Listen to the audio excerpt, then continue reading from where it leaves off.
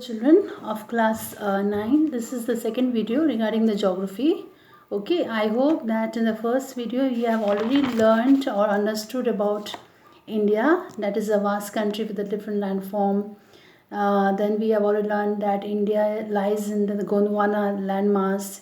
Then I have already told you regarding the plates, divergent, transform, as well as convergent, than the older landmass. So after that, today we are going to learn about the land of India, which displays a great physical variation. Okay, physical variation or physiographic variation. Peninsular Plateau constitute one of the ancient landmass, clear, on the Earth's surface. And in that you can find out the Himalayas and the northern plains are the most recent landform. Now, the whole mountain system, what is representing? It is representing a youthful topography. Okay, representing a very youthful topography with the high peaks, deep valleys and fast flowing rivers.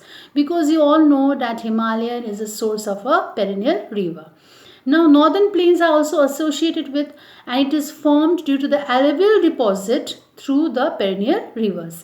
When the perennial rivers flows from the Himalayas, now when it flows, it brings lots of sediments which have been deposited, and from there the northern plains have been formed.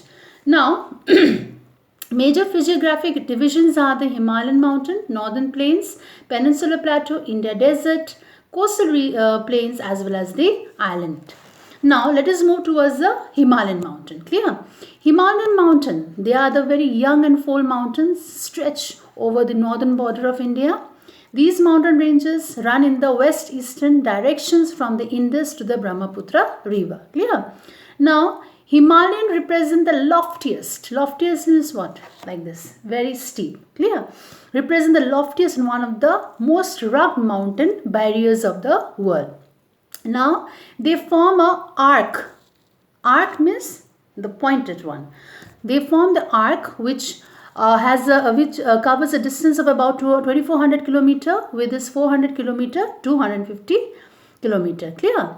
Altitudinal variations. Altitude means what? Height. Altitudinal variations are greater than those in the western half, and Himalayan consists of three parallel ranges. Number one is the Himadri. Second is the Himachal. Third is the Shivalik. So let us start with the Himadri.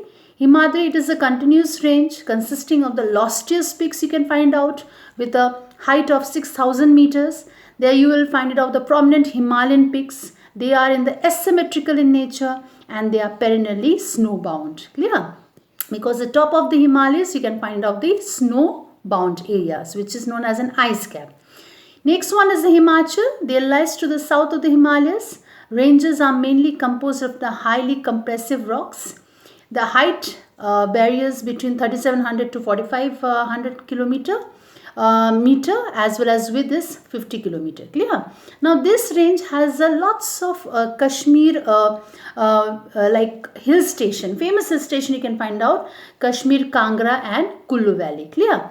Next one, Shivalik, the third one, the outermost range of the Himalaya. Okay, they extend over a width of 10 to 15 kilometer, 50 kilometer, and they have an altitude ranging with 900 and 1100 meters. Okay, so don't get confused. When you read the video, when you hear the video, you go through the book with it. Clear, children?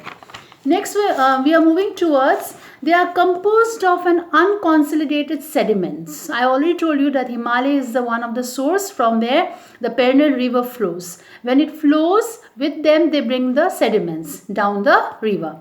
So valley have a numerous dunes. They are the Dehradun, Kotli Dun and the Patli Dun. Clear? Now, beside the longitudinal division, you can find Himalayas have been divided on the basis of the region which is stretched from the west to the east. Part of the Himalayas which lies between the Indus and the Satluj river, they are known as the Punjab Himalaya.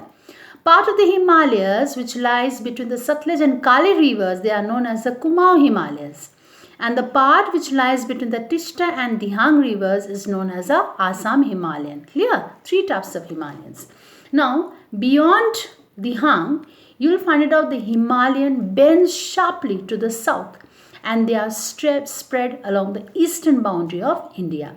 They are known as the Purvanchal, and they run through the northeastern states, covered with a very dense forest, and here it is comprises of the hill.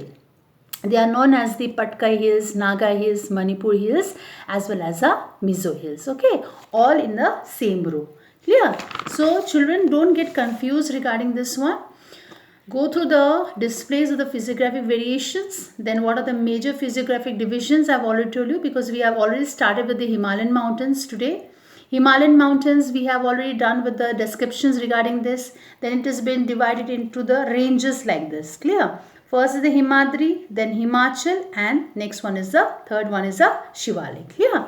So don't get confused at all. It is not a confusion. Then you can find it out that longitudinal division. You can find out the three different types of Himalayan ranges out there.